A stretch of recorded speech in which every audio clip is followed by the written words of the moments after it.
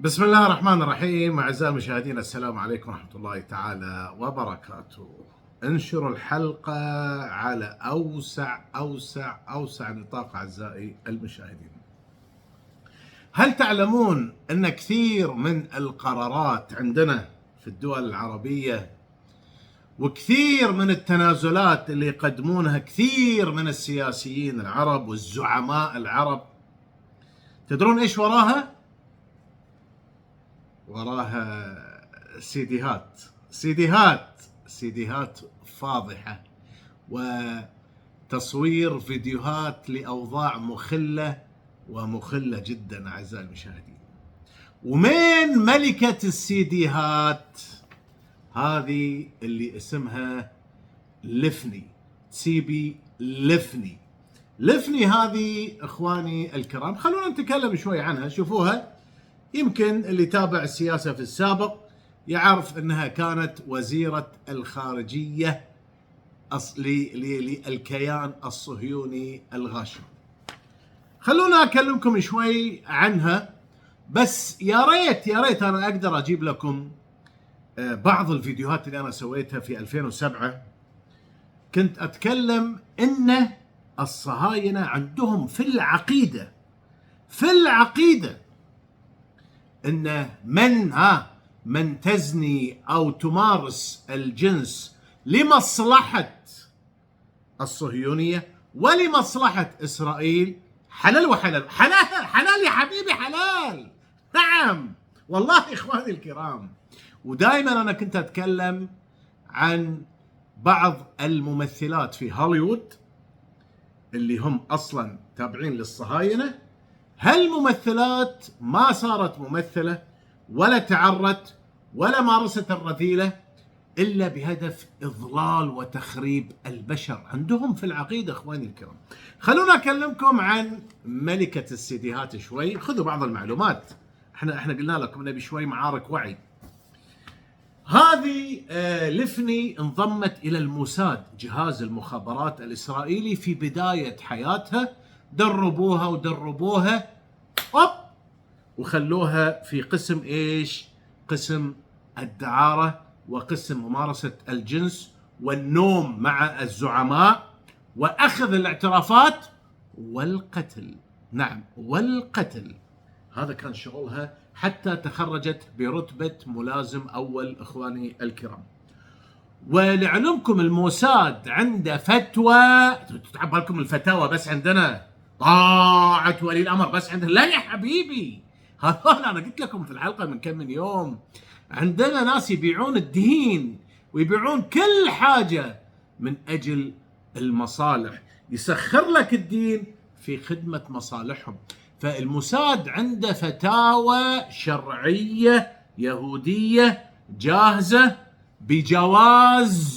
بجواز ممارسة الجنس لأي بنت لمصلحة إيش؟ لمصلحة العقيدة ولمصلحة الصهيونية ولمصلحة دولة تسمى إسرائيل. والله إخواني الكرام عندهم فتاوى من حاخامات كبار إن أنت تمارسين الجنس لمصلحة إسرائيل وعدة لك بكل ممارسة الجنس وعتق من النار. نعم اخوانك، والله ما اضحك وياكم اعزائي المشاهدين. فهذه اللي اسمها لفني اخواني الكرام. اول ما بدت حياتها كانت تشتغل خادمة وربة منزل، او خلينا نقول هاوس كيبنج، يعني ربة منزل ولا ما ادري، مدبرة منزل في قصور بعض الحكام والزعماء العرب. وكذلك كانت تشتغل مدبرة منزل في بعض منازل المسؤولين الأوروبيين، يعني ما كانت شغالة بس على العرب، لا، شغالة كذلك على بعض الزعماء الأوروبيين، وكانت تغريهم وتمارس الرذيلة معاهم أعزائي المشاهدين. وكل حاجة متصورة، كل حاجة عليها CD. نعم عليها CD. كل شيء كان متصور اخواني الكرام من ممارستها للرذيلة مع الزعماء العرب والزعماء الاوروبيين وبعض المسؤولين.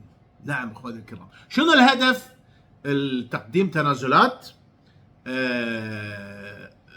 استفادة منهم مصالح، ابتزازهم عند الحاجة، وخدمة المصلحة الكبرى اللي هي مصلحة إسرائيل إخواني الكرام. فكان هذا دورها الأصلي. وكانت تقوم أيضا ببعض عمليات الاغتيال، يمكن يعني تحط حق واحد سم. وطبعا هذول عندهم تركيبات إخواني الكرام، لأجل أنكم تعرفون شغل الموساد، عندهم تركيبات. أنت ممكن تاكل شيء ما تموت فورا، لا يا حبيبي، تموت بطريقة بطيئة بطيئة بطيئة، تكون بعيدة كل البعد عن شبهة الجناية، يعني ما يكون في شبهة جنائية. يعني تعطيك حاجة تشربها الآن، ممكن تموت بعد شهر، ممكن تموت بعد أسبوعين، بطريقة مرض عادي، وهذا هوب وتفنقش مرة واحدة. فقامت هذه اللي اسمها لفني بعمليات، ودبرت عمليات قتل. وكذلك هي اعترفت بنفسها انها كذلك نامت مع بعض من الخونة في السلطة الفلسطينية، اللي خانوا القضية وخانوا الدين وخانوا المسجد الأقصى، وخاصة كانت تنام وتمارس الرذيلة مع المفاوضين العرب وبعض المفاوضين الفلسطينيين من أجل خدمة إسرائيل وتقديم تنازلات. أنتم ما تشوفون هناك في بعض الخونة، أقول أتكلمكم عن الخونة الفلسطينيين، عندك صور في أمريكا، عندك صور وعيال عايشين في بذخ، عندهم ملايين الملايين إخواني الكرام، كله لأنهم باعوا القضية وباعوا. أنا أكلمكم عن البعض الآن، وخاصة بعض الخونة في السلطة الفلسطينية. هذا مش كلامي إخواني الكرام، مش كلامي. فهذه لفني، لكن شوفوها طبعا هذه صورة لها تقريبا يمكن من 5 سنين. اعتزلت السياسة الآن بعد ما احتكوا عرضها وباعت شرفها وباعت جسمها. الآن تقريبا عمرها 64 سنة إخواني الكرام، وهي ملكة السيديهات. أشغل لكم السيدي، أخاف ينحذف أعزائي المشاهدين، أخاف السيدي ينحذف والله من اليوتيوب. يعني كفاية الحظر اللي علينا والبلاوي اللي علينا. فهذول فعلا عندهم في العقيدة، أنا ما أتكلم هذا الكلام، عندهم في العقيدة إن حلال، ممكن يقتل، ممكن يزني، ممكن يسرق، ممكن إيش، بهدف خدمة إسرائيل وخدمة العقيدة وخدمة. وأنا أيضا ومثل ما قلت لكم لا أستبعد إيدي كوهين كان يبيع خلفيته. إيدي كوهين هذا كان ينام مع بعض الزعماء والسياسيين العرب، خاصة ممن يحب الغلمان. فإيدي كوهين هذا بايع خلفيته، بايعها يا حبيبي، بايعها بالبطيخ. فمجاري، هذا إنسان مجاري. كلهم والله إخواني الكرام، لا دين لا ضمير لا هذا، لا لا لا لا أبدا، ما عندهم أي شرف. فعرفتوا الآن إخواني الكرام. طبعا هذا الكلام مش كلام، اعترافاتها، هي اعترافاتها شخصيا وما تستحي. وهي لعلمكم إخواني الكرام صرحت مرة وقالت لا أمانع أني أنا أنام مع أي إنسان إذا كان هذا لخدمة إسرائيل. هي بنفسها قالت. قلتي ولا ما قلتي؟ قلتي ولا ما قلتي؟ قالت. وتناقلت وسائل الإعلام والقنوات، تناقلت هذا الخبر. هي بنفسها قالت لا أمانع أني أنام مع العفريت حتى إذا كان هذا في مصلحة إسرائيل. وهي بنفسها اعترفت أنها عندها فتوى من حاخام كبير بجواز ممارسة الرذيلة مع أي إنسان إذا كان الموضوع لخدمة إسرائيل. لخدمة إسرائيل حلال وحرام. حلال يلفني، حلال يلفني، نامي مع البطيخ. إخواني الكرام لعلمكم الحزب الكوهيني كثير منهم يملكون سيديهات على، وأنا كلمتكم طبعا عن بعض الفنادق، عن بعض الأماكن. فخذوا حذركم، خاصة لما تكون أنت في منصب، خاصة لما تكون عسكري، خاصة لما تكون أنت، خذ حذرك أخي العزيز. لما طبعا احنا نتمنى أنك أنت يعني الله يحفظكم ما حد يتعامل مع هالأشكال، لكن إذا سافرت دولة مريبة، يعني خاصة كوهينستان، أنا حذرتكم من كوهينستان، فنادقهم معظمها فيه كاميرات. احذروا احذروا احذروا أعزائي المشاهدين. لكن مع ذلك أنا عندي نصيحة لبعض الزعماء العرب، حتى لو خلفيتك طلعت، حتى لو مارست الرذيل اطلع واعترف، اي والله انا غلطت في حياتي، ولا انا كنت تخون بلدك وتخون دينك وتخون المسلمين.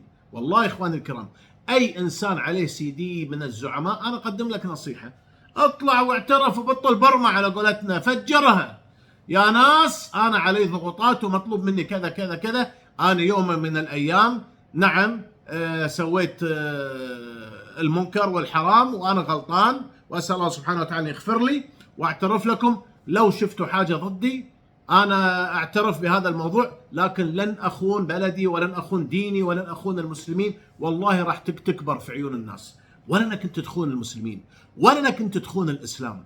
والله لو مهما كانت عليك من سيديهات اطلع وفجرها، فجرها، ولا تخلي حد يبتزك وتخون فيها ربك ورسولك ودينك والمسلمين. اتمنى الرساله حلال حلال حلال. ترى الحلال وحلال مش عندنا بس، عندهم كلهم. المتاجره في الدين عند كل الناس اعزائي المشاهدين. ترى اللي يقول لك والله مطوع وحخام ولحيه، يعني كثير منهم مخابرات وكثير منهم بيبي بوكسرز وكثير للاسف العالم كله مضحوك عليه اعزائي. اتمنى الرسائل تكون وصلت.